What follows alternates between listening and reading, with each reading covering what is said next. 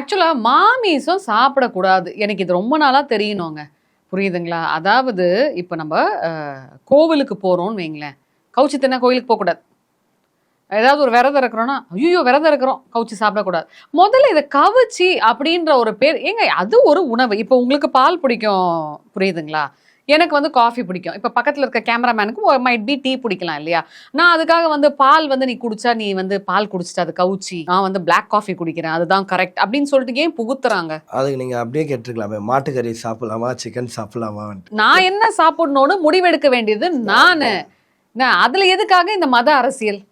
எல்லாமே அரசியல் வாழ்க்கை சேர்ந்து தானே ஒரு விஷயங்க. இன்னைக்கு வந்து பார்த்தீங்கன்னா, நம்ம ஒரு 4 சேனலு, ஒரு இது கேமரா, மைக் முன்னாடி உட்காந்து பேசுறோம். ஒரு சின்ன ஒரு டீ ஷாப்ல கூட பெரிய அரசியல் வாழ்க்கையே ஓடுது. வெட்டு குத்துன்னு சாவறாங்க. கண்டிப்பா. அதாவது பார்த்தீங்கன்னா, இன்னைக்கு இந்த கவுச்சி சாப்பிடக்கூடாது, அந்த கவுச்சி சாப்பிடக்கூடாது. இன்னைக்கு ஒரு கொலைக்காரனுக்கு முக்கியத்துவம் தராங்களே. இன்னைக்கு கொலை பண்றவனுக்கும் அவனுக்கு மாலை, சால்வை நல்லா பிரம்மாண்டமாலாம் பண்றாங்களே. அவனும் தெய்வமும் ஒண்ணா? இன்னைக்கு ஒரு கொலையே பண்றாங்க. அவரு நெறைய ஒரு அன்னதானமே போடுறாரு. பாவம் தீர்ந்துருமா? கர்மா இஸ் ஆல்வேஸ்.